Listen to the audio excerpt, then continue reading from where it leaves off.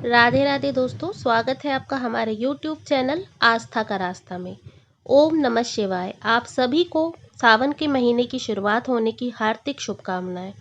सावन के महीने का और शिव जी का आपस में बहुत ही गहरा संबंध है। सावन का महीना भगवान शंकर को, भोलेनाथ को बहुत ही प्रिय होता है। विष्णु जी के सो जाने के बाद सावन के महीने में भोलेनाथ ही सृष्टि की पूरी देखभाल करते हैं। सावन का महीना शिव जी को इतना प्रिय होता है, इसलिए विशेष रूप से शिव भक्तों की इस महीने शिव मंदिर में बहुत भीड़ होती है। वे सब शिव जी को प्रसन्न करने की कोशिश करते हैं और इस दिन शिव जी का आशीर्वाद प्राप्त करते हैं। पुराणों के अनुसार किसी अन्य दिन की अपेक्षा सावन के महीने में शिव जी की भक्ति करके, आराधना करके कई गुना अधिक फल मिल सकता है। सावन सोमवार के व्रत शुरू करने से पहले ये निश्चित करें कि आपको कौन सा सावन का व्रत करना है। सावन के सोमवारों का जो व्रत होता है वो 3 तरह के होते हैं। सबसे पहला जो व्रत होता है वो सावन में पड़ने वाले सोमवार को किया जाने वाला व्रत होता है। दूसरा व्रत 16 सोमवार का व्रत होता है। वहीं तीसरा व्रत प्रदोष का व्रत होता है।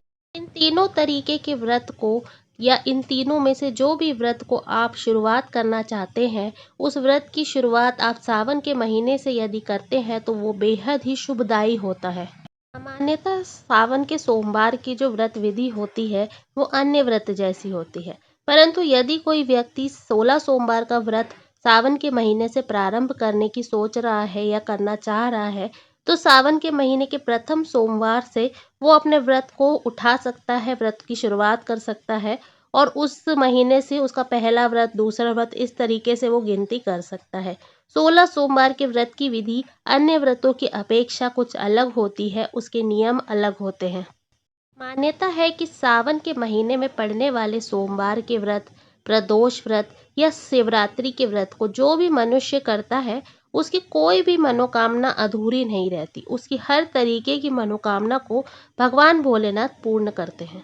सावन में किए जाने वाले व्रत 12 ज्योतिर्लिंगों के दर्शन के बराबर फल देते हैं। आइए तो अब शुरू करते हैं सावन सोमवार की व्रत विधि। सावन सोमवार का व्रत दिन के 3 पहर तक रखा जाता है, यानी शाम तक ये व्रत रखा जाता है। इस दिन सुबह जल्दी उठना चाहिए और स्नान आदि से निवृत्त हो जाना चाहिए। स्नान करने के बाद पूरे घर को एकदम साफ सुथरा कर दें, घर की साफ सफाई कर दें। उसके बाद घर के ईशान कोण में, घर के उत्तर पूर्व दिशा में शिव जी की फोटो या मूर्ति को स्थापित करें। अगर आपके पास शिवलिंग है तो आप अपनी शिवलिंग को वहां पर स्थापित करें। स्थापना के पश्चात सोमवार के व्रत का संकल्प लें और भगवान भोलेनाथ से हाथ जोड़कर प्रार्थना करें। श्रावण सोमवार में भगवान शिव की परिवार समेत पूजा करनी चाहिए। पूजा में आपको जल, दूध, दही, शहद, शक्कर, वस्त्र, पंचामृत, गंगा जल, शुद्ध जल, बेलपत्र, आख, धतूरा, बेलपत्र, चंदन, दक्षिणा आदि शिवलिंग पर चढ़ाई जाती है।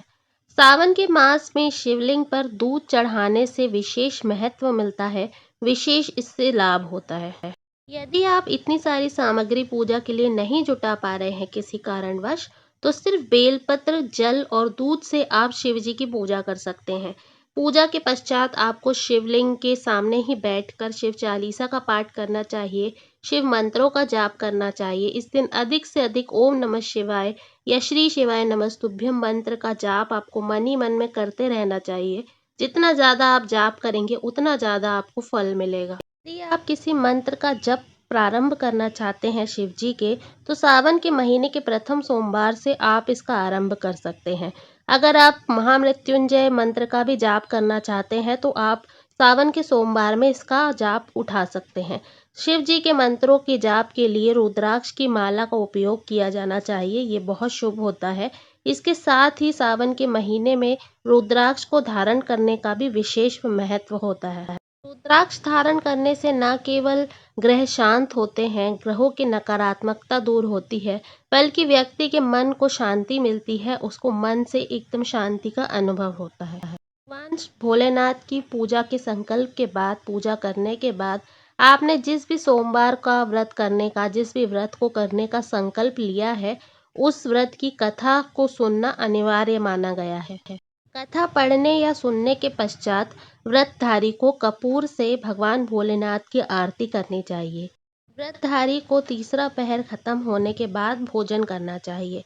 इस व्रत में विशेष रूप से ध्यान रखना है कि आपको एक ही समय भोजन करना है, फलाहार करना है। अगर आपने सावन के महीने का पूरे महीने के व्रत का संकल्प लिया है, तो आप शाम के समय जब आपका व्रत की पूजा हो जाए, 3 पहर की आप पूजा के बाद आप जो है वो सेंधा नमक का सेवन कर सकते हैं।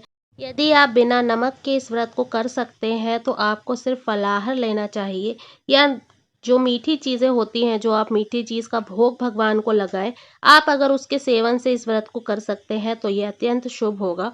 लेकिन किसी कारणवश यदि आप मीठे से इस व्रत को नहीं तोड़ सकते या सिर्फ मीठा खा के नहीं रह सकते, तो एक समय आप सेवन कर सकते हैं सेंधे नमक का। सावन के पहले सोमवार से लेकर अंतिम सोमवार तक आपको इस व्रत का पालन करना चाहिए। विशेष रूप से सावन के महीने में आपको मांस मदिरा का सेवन नहीं करना चाहिए। यदि आप नहीं खाते हैं तो बहुत ही अच्छी बात है, और यदि खाते हैं तो इस महीने में आपको वो नहीं खाना चाहिए। प्याज लहसुन का उपयोग नहीं करना चाहिए। जितना अधिक हो सके शाकाहार को इस महीने में आपको उसको मानना चाहिए। इससे विशेष रूप से आपको फल मिलता है, और आपको ध्यान रखना है कि आप किसी भी तरीके की ऐसी चीज़ों का सेवन ना करें जिससे आपको इस व्रत का जो फल है वो ना मिल पाए। यदि आप किसी कारणवश व्रत नहीं रख पा रहे हैं, तब भी सावन के महीने में इन बातों का ध्यान आपको अवश्य रूप से रखना है। आपको अपने खान पान पर विशेष रूप से ध्यान देना है। सबसे महत्वपूर्ण बात, शिव जी की पूजा करते समय जो आपको ध्यान रखनी है कि शिव जी पर कभी भी तुलसी, हल्दी और केतकी के फूल नहीं चढ़ाए जाते हैं। तो इस बात का विशेष ध्यान रखें, और ये तीनों चीज़ें कभी भी भगवान शिव की पूजा में इस्तेमाल ना करें। सावन के महीने में मसूर की दाल को भी नहीं खाना चाहिए, और इसके साथ बैगन का भी सेवन नहीं करना चाहिए, क्योंकि शास्त्रों में बैगन को अशुद्ध बताया गया है। सावन का महीना हरियाली से संबंध रखता है। भगवान शिव को हरियाली बहुत पसंद होती है। तो इस दिन हरियाली का विशेष ध्यान रखें। किसी भी तरीके से वृक्ष को नुकसान ना पहुंचाएं, किसी भी वृक्ष को ना काटे, पत्तियां ना तोड़ें, और जितना अधिक हो सके हरे रंग का उपयोग करें। हरे वस्त्र पहनकर सोमवार की पूजा करें। जितना हो सके हरे रंग का अपने जीवन में उपयोग करें। सावन के महीने में व्रत करने से चंद्र मजबूत होता है। यदि कुंडली में चंद्र मजबूत है तो कई ऐसी चीज़ें हैं जो आपके जीवन में परेशानियां हैं वो दूर हो जाएगी, और इसके साथ साथ आपका चंद्र जो है वो मजबूत होगा तो आपके जीवन में सुख और ऐश्वर्य की बढ़ोतरी होगी। मान्यता है कि माता सती ने सावन के महीने में ही व्रत करके अपने हर जन्म में भगवान शिव को अपने पति रूप में प्राप्त करने की इच्छा को पूर्ण किया था। माता सती ने पूरे महीने व्रत करके, बेहद कठिन व्रत और तपस्या करके शिव जी को प्रसन्न किया था। इसलिए मान्यता है कि जो भी अविवाहित कन्याएं या पुरुष इस महीने व्रत करते हैं, उन्हें अपने मनचाहा वर की प्राप्ति होती है। अच्छे ससुराल मिलते हैं कन्याओं को, और उनके जो पति होते हैं वो बेहद ही उनकी पसंद के होते हैं, और बहुत अच्छे उनको वर की प्राप्ति होती है। वहीं दूसरी ओर जो महिलाएं शादीशुदा होती हैं, विवाहित महिलाएं होती हैं, वो इस व्रत को करती हैं तो उनके जीवन में अखंड सौभाग्य की प्राप्ति होती है। घर में सुख शांति आती है, समृद्धि आती है। साथ ही उनके पति का जो जीवन है उसमें आने वाली कठिनाइयां दूर होती हैं, और पूरे परिवार के लिए सुख, समृद्धि और शांति बनी रहती है। जो महिलाएं इस व्रत को करती हैं उनकी आर्थिक स्थिति से जुड़ी हुई सारी समस्याएं दूर होती है, आर्थिक स्थिति में सुधार होता है, और अंत में शिव जी को प्राप्त होती हैं। जीवन में खुशहाली तथा सुख समृद्धि के लिए सावन मास के व्रत का बड़ा ही विशेष महत्व होता है। ये थी सावन में रखे जाने वाले सोमवार की, सावन मास की महिमा, व्रत की महिमा और इसके प्रभाव। तो आशा है कि ये जानकारी आपको पसंद आई होगी। पसंद आ गई है तो वीडियो को लाइक कर दीजिए। जानकारी को अधिक से अधिक लोगों तक पहुंचाने के लिए वीडियो को शेयर कीजिए। अभी तक हमारे चैनल को सब्सक्राइब नहीं किया है तो हमारे चैनल को सब्सक्राइब करें, और कमेंट में राधे राधे ज़रूर लिखें। धन्यवाद।